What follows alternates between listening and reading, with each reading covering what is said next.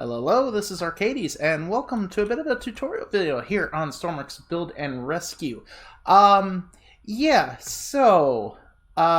DLC came out, and yeah, it was interesting, so to speak. Definitely had things, but you know what? We're not going to dwell on the past. Let's work on the future, and yeah, we got some toys to play with. And I'm going to be covering a bit about the RCS thrusters.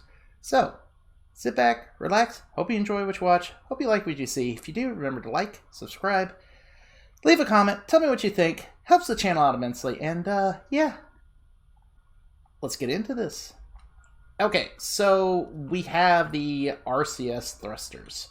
And as you can see here, I got myself a little mock-up of a craft to use this. Now, let's show what it can do.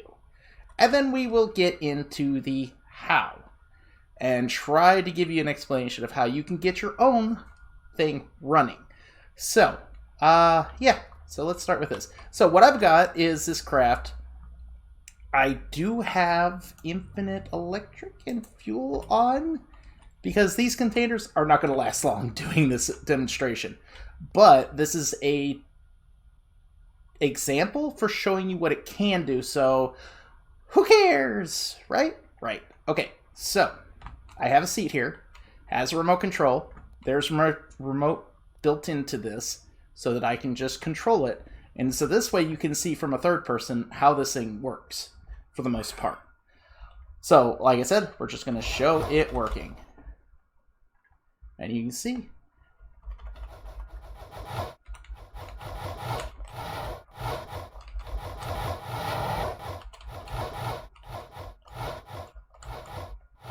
Right now, I'm just doing random controls at the moment. I've got it like in a helicopter mode right now. So it's flying around. I hit 5, 6, and it locks in place. And let it try. Now the problem is that it never always goes into position correctly. So in that case, then I can hit a button and it'll switch it around, and I can change how the axes work. Hit it again, and it's back in, not working. I didn't get it to, and then lock it into place. And it's just a toy.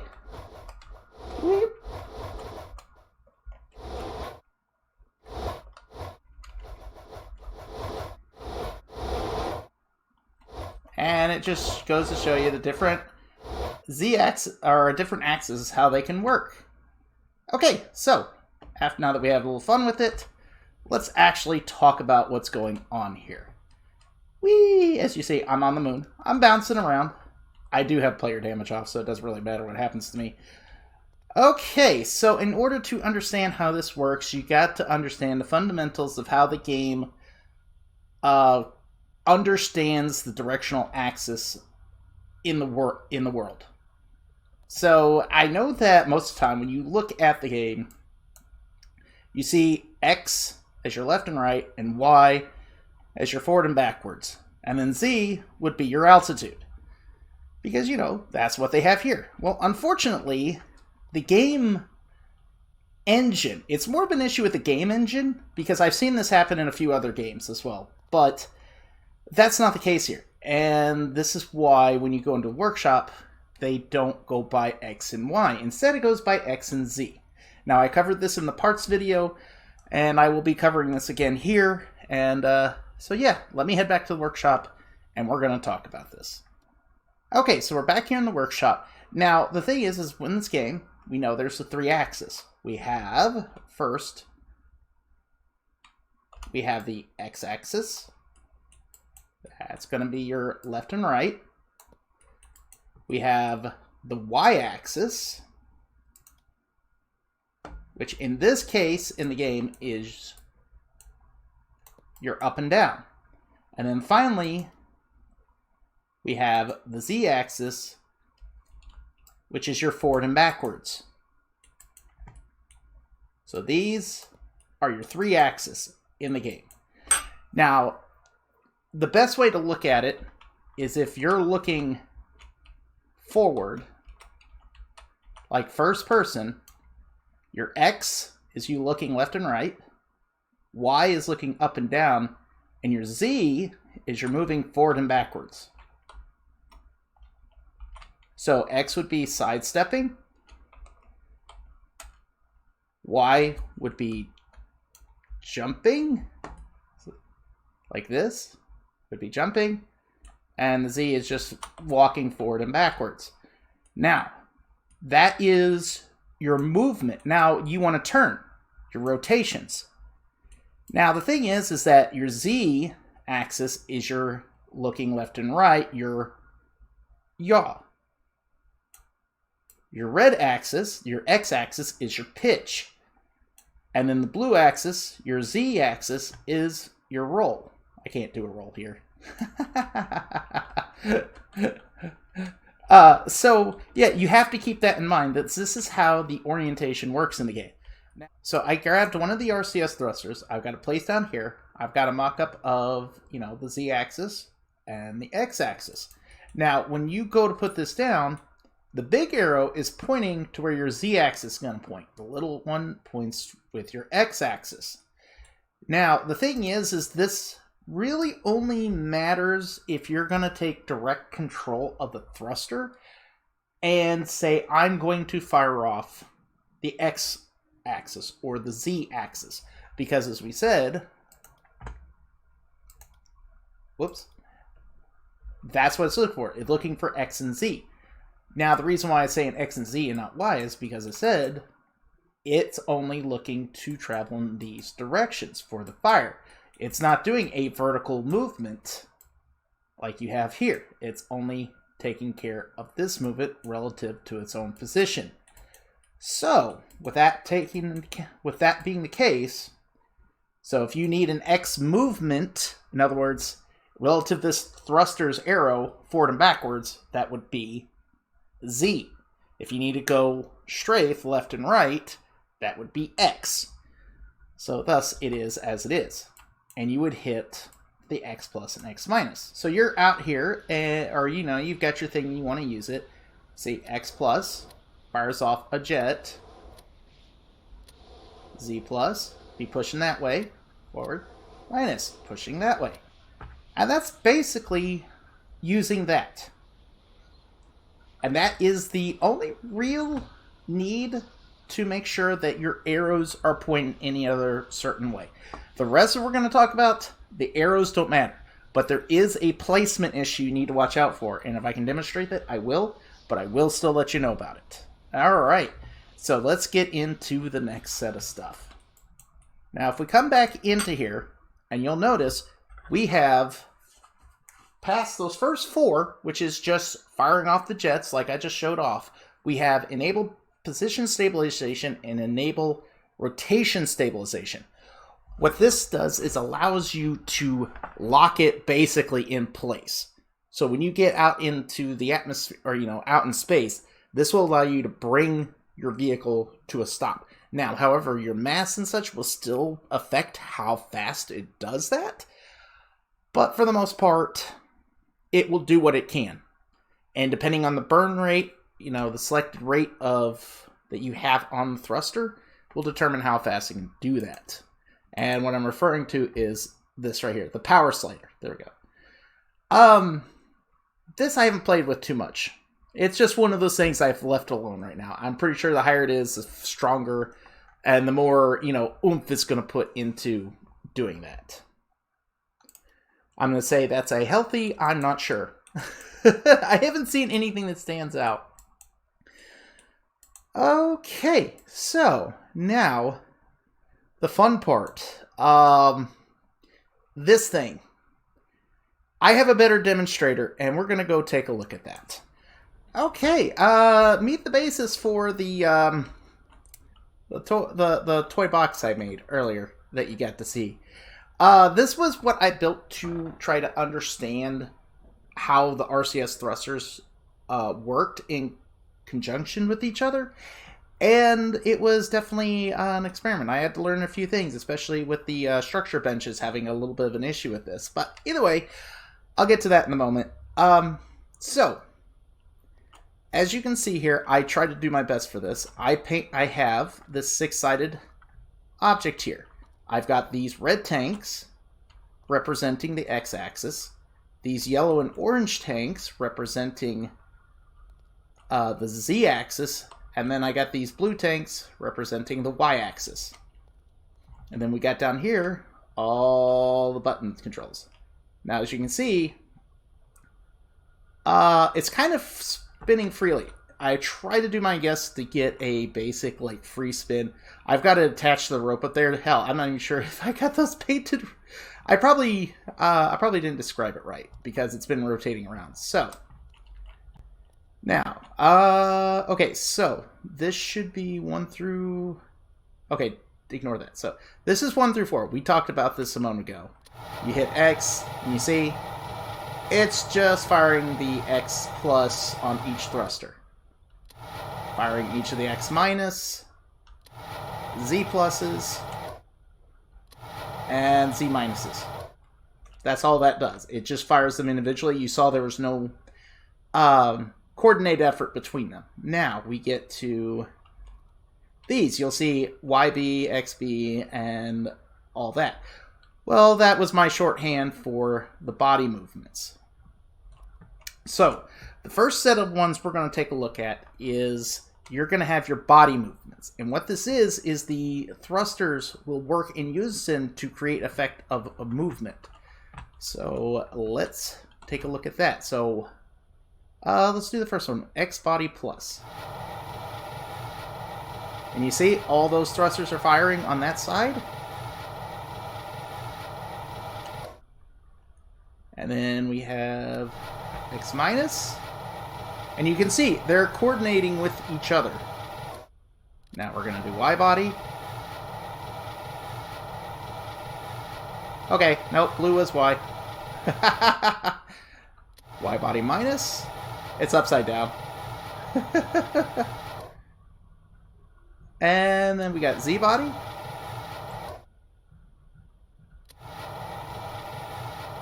And Z body minus. So as you can see, all the thrusters are firing in unison with each other. And like the one that is not included isn't firing at all. Now, I will show off these here in a second. Those are the stabilizers, but we're going to have a little fun. So now we have our roll, body roll. These are where they'll work together to try to get the object to roll. As you can see, it's starting to spin. I have these on really low thrust power so I can actually observe it working. Minus.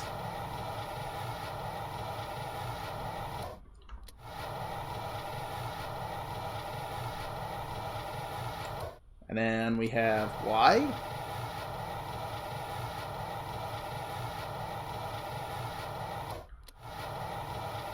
Y minus. I want to keep the spin. And then a little bit of Z. Spinning around the yellow. Right?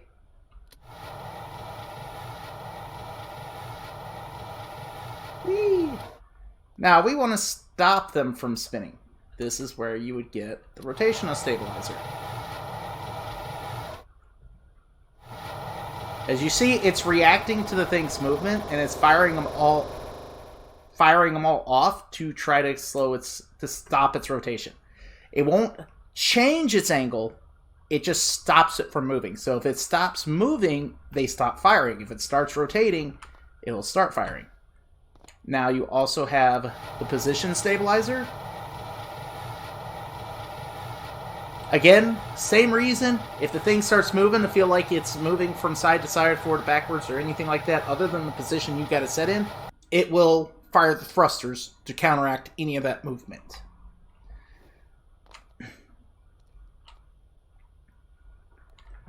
Okay, so that's the basics of the controls and how to get them to work. At least what each input does on the thing. And as you saw, like, placing these thrusters down for all of this, the orientation doesn't matter. So as long as you got them all and they're all hooked together on the same composite, they will work in unison with each other. And so you shouldn't need to worry too much about it. You just got to figure out how you're going to control it and input the controls into those thrusters to make them do what you want them to do. And like I said, just keep in mind the first 4 are just firing off that specific thruster. And in that case, if you want a specific effect, you're going to need the specific orientation. So, okay. Well, now let's look at how I got that box to get controlled. Oh yeah, real quick before, now if you build anything at a structure bench and it has multiple bodies on it, kind of like this does, because it considers that a completely separate vehicle, yeah, the bench will say you have to remove the vehicle from the zone, because it's looking at that thing as an object sitting in there. So keep that in mind. If you build things with multiple bodies, that might become an issue. Okay, so how do we go from that last demonstrator to this thing? Well, I was working with somebody, and he wanted, well, when I came up with the last demonstrator, he wanted to see me make something similar to his so that he could see a visual representation of it working on the scale that he was working at. So I built it into this and created this, and I wanted to control it with a seat. And I was helping him actually change it around so you could actually put it in the seat. So I made, a while back, or a little while ago, I have a rocket that I've been working on as part of getting to the moon for the streams. And I have a controller in there that I made, and I used it as basis to show him how to transfer that around. So I went ahead and hit that. I expanded on that controller to go into this little toy box. Yeah, it's a bit of a... It's more like a programming tool than it is an actual just straight up microcontroller.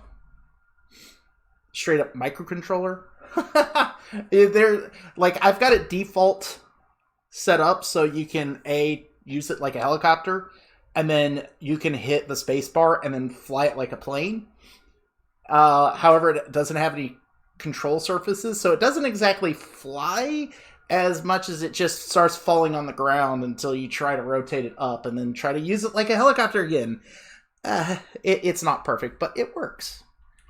But the thing is so one of the things I want to do was to transfer the axis controls. You see here, all the different control axes for the seats into different operational roles.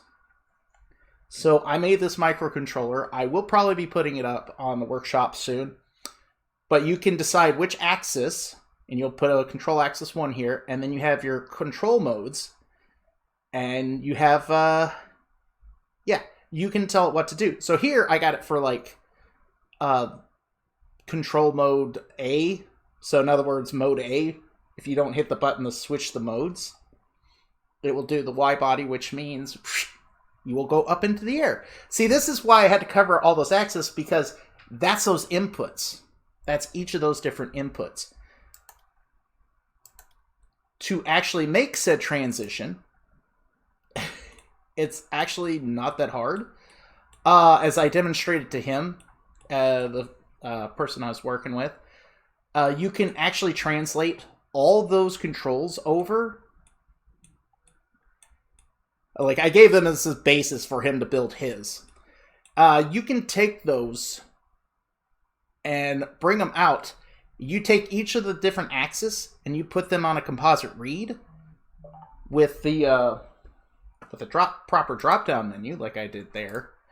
And you just take the inputs and make sure you use the threshold gates to read the positive side of the axis and one to read the negative side of the axis. Now, you want to go at 0.01 because you want 0 to be neutral. Nothing happened. If you put it 0 to 1 or 0 to -1, it's going to see 0 and then say, hey, I'm supposed to be doing something. No, you're not. So you have to step away from 0 and leave 0 as a neutral space. It's basically like a dead zone on a controller, which is what you're creating, is a dead zone, so it doesn't operate.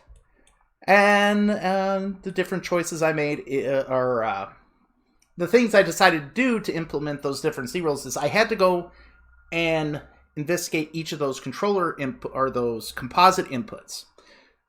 So when you go to switch with the drop-down menus, what that axis controls, this uses the channels listed in here to switch those controls this to that axis, what channel it reads. So when you hit it, it'll read this channel. If you switch it, it'll read the other set of channels and then input it into here, and they just stair step all the way down until you get to the RCS out. It's pretty straightforward. You do have to understand your axis in order to be able to program this, set this thing up. But it will translate a seat's controls out to your desired outcomes of what you want. And it's not a hard thing to do. It's really not. It's just the hard part is actually remembering what axis does what. So you remember how we came here and I was earlier talking about this, how each different axis controls things? Well, in that microcontroller, this is where you would pick, if I wanted yaw, I would pick Y rotation, because the Y rotation rotates around the Y axis, and that would be, your turning left and right, your yaw. Your X axis, that's your pitch, and your Z axis is your roll. So if you wanted to apply this, like say this microcontroller or any other device that you make to use those, that's where you got to use them. So make sure when you do these thrusters, you understand the orientation and the channels you are using for that particular action, and hopefully you get it installed right. So yeah. I do plan to put this entire box up on the workshop. I also do plan to put the microcontroller by itself up on the workshop. Oh, yes. Placements. Okay, now we're going to talk about some of the, talk about a very particular issue with placing these RCS controllers, or thrusters. You may place them down, and then you're like, I'm using all the correct composites, but why is it effing up? So why is it messing up? Well, here's the thing. Something you need to look out for if you're having an issue. You see that thruster right there? You notice something odd about it? Versus that one? Or that one up there? Or even, like that? Well, if you notice, it's actually, the jet is shooting into the tank. In other words, its angle is different than these guys, which the angle is shooting outwards. That angle is affecting your creation in a different way than the others are. So, say you want to just do an X body move, or, yeah. As you see, it'll work, but then things get weird. And it's not just one jet either. Whoops. As you can see, it starts causing a rotation instead of just a push. So, what causes that, and how do you solve it? What causes the issue is placing an RCS thruster in mirror mode. Pretty much it. Just placing it in mirror mode. Yeah. So if you have this issue come up, and you have a jet that's pointing inwards towards the base of the thruster, it was placed in mirror mode and it needs to be replaced. Now, thankfully, the only thing you have to do is just simply delete the thrusters, turn off mirror mode, make sure it's off, and then just place the new thruster down and just rehook them back up. That's all you have to do. It's as simple as that. And yeah, So make sure when you place these things down, do not use mirror mode. Don't. It will mess up the jet, and you will have issues with it afterwards. It took us a while to figure this one out. We were looking at it yesterday, and it was just like, wait, this is... I did not have any other... I didn't have the issue show up from any other method of manipulating it inside the builder.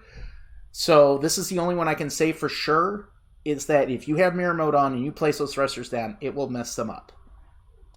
I have twisted around in many different ways and had not had an issue with it at all. So as you can see, the thrusters are working fine, and okay, that's where I'm going to leave it off here for now.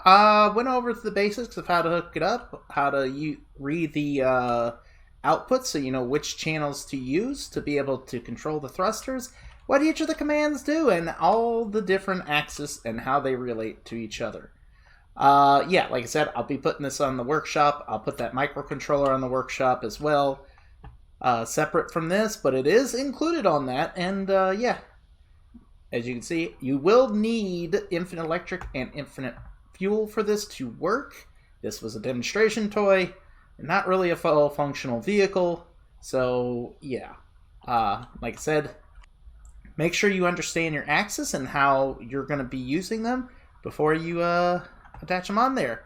And yeah, so now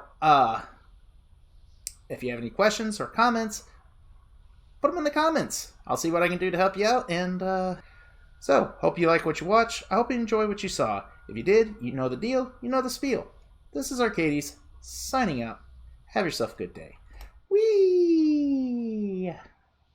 Oh my god, this camera's great!